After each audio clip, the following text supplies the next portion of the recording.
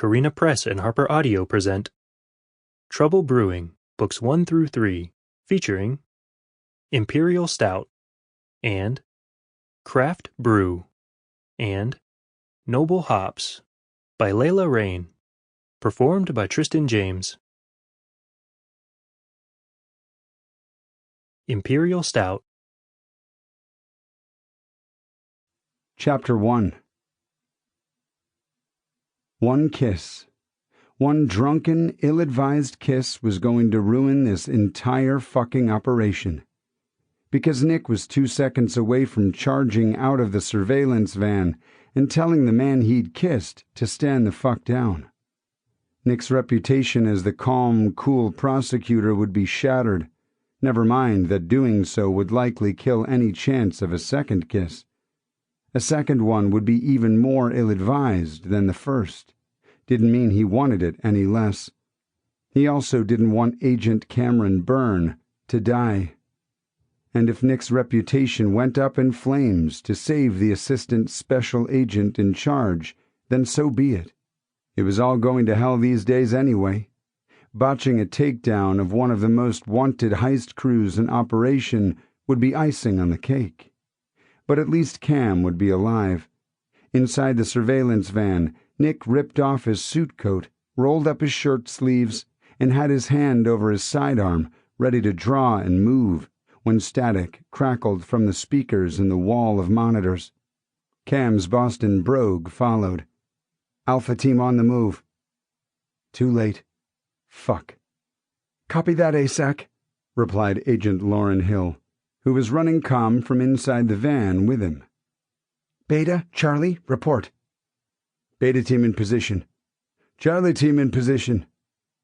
Beta team was on the roof of the luxury apartment building, right above the target penthouse, while Charlie team was a floor below.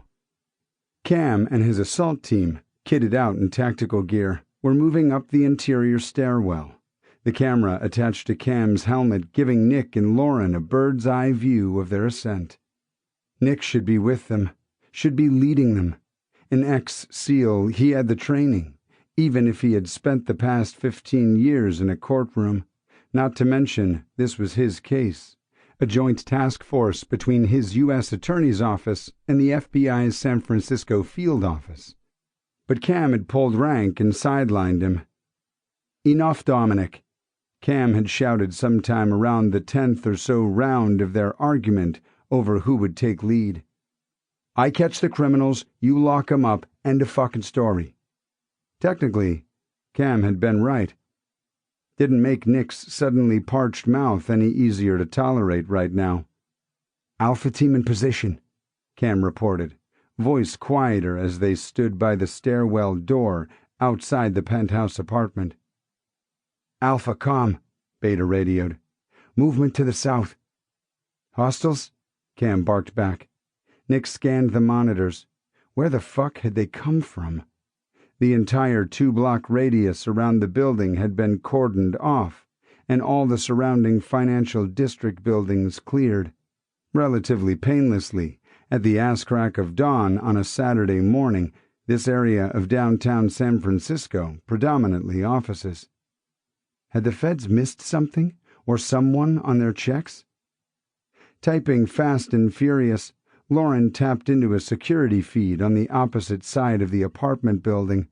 One of the wall monitors flickered, changing its vantage point.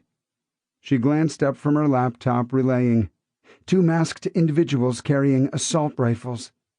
The dryness crept down Nick's throat, memories of heat and sand and blood at the edge of his consciousness.